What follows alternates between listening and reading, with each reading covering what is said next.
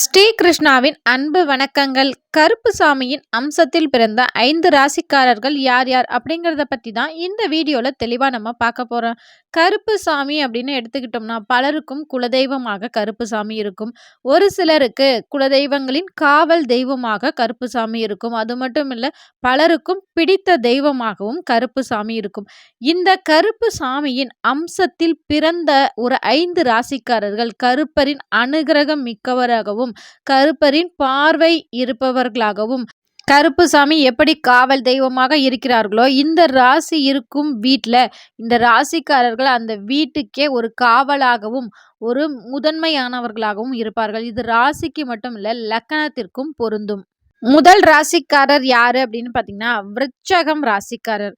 விருச்சக ராசிக்காரர்களுக்கு விவேகம் மற்றும் வேகம் நிறைந்தவர்கள். இவர்கள் கருப்பரின் அனுகிரகம் முழுமையாக நிறைந்தவர்கள். 100% கருப்பனின் அனுகிரகம் இவர்களுக்கு கிடைக்கும். இவர்களின் குலதெய்வம் இவர்களுக்கு மட்டும் இல்லை, நான் அடுத்து சொல்லக்கூடிய 4 ராசிக்காரர்களுக்கு குலதெய்வமாகவோ அல்லது காவல் தெய்வமாகவோ உங்களுக்கு கருப்புசாமியுடன் தொடர்பு இருந்து கொண்டே இருக்கும். இது ராசிக்கு மட்டுமல்ல, லக்னத்திற்கும் பொருந்தும். இரண்டாவது ராசிக்காரர் யாரு அப்படின்னு பார்த்தீங்கன்னா கன்னி ராசிக்காரர்கள்.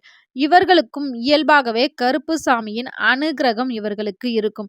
இவர்கள் வாழ்க்கையில் ஒரு சில கஷ்டங்களை அனுபவித்தாலும் தன்னை நம்பியவர்களுக்கு முழு பாதுகாப்பை கொடுக்கக்கூடியவர் தான் இந்த கன்னி ராசிக்காரர்கள். அதனால இந்த கன்னி ராசிக்காரர்களும் கருப்பரின் அனுகிரகம் நிறைந்தவர்களாகவே கருதப்படுகிறார்கள்.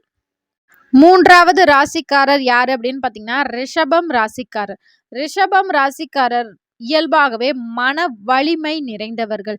இந்த ரிஷப ராசிக்காரர்கள் ஒரு வீட்டில் இருக்காங்க அப்படின்னா எப்படி நம்ம குலதெய்வ கோவில்ல காவலாக கருப்புசாமி இருக்கிறாரோ, இன்றியமையாத தெய்வமாக அந்த தெய்வம் இருக்கின்றதோ, அதே போல ரிஷப ராசிக்காரர்கள் ஒரு குடும்பத்தில் இருந்தாங்கன்னா அந்த குடும்பத்திற்கே ஒரு நல்ல முன்னேற்றத்திற்காக உதவுபவர்களாகவும் அந்த குடும்பத்திற்கு மிகப்பெரிய காவலாகவும் அவர்கள் வீட்டில் இருந்தாலே ஒரு தெய்வ கடாட்சம் நிறைந்தவர்களாகவும் இருப்பார்கள். அடுத்ததாக மிதுனம் ராசிக்காரர்கள். மிதுன ராசிக்காரர்களுக்கு இயல்பாகவே ஆன்மீகத்தில் அதிக நாட்டம் இருக்கும். இந்த மிதுன ராசிக்காரர்கள் மற்றும் லக்கணக்காரர்களுக்கு ஒரு சிலருக்கு கருப்பர் அருள் இறங்கும் அனுகிரகமும் இருந்திருக்கும்.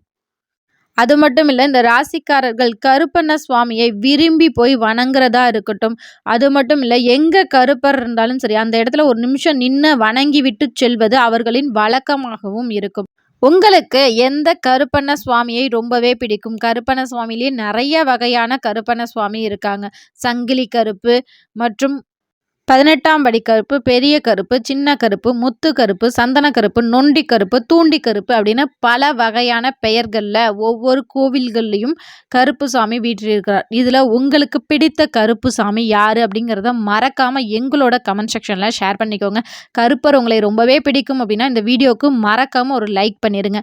இப்போ 5வது ராசிக்காரர் யார் அப்படின்னு பார்த்தீங்கன்னா தனுசு ராசிக்காரர்கள்.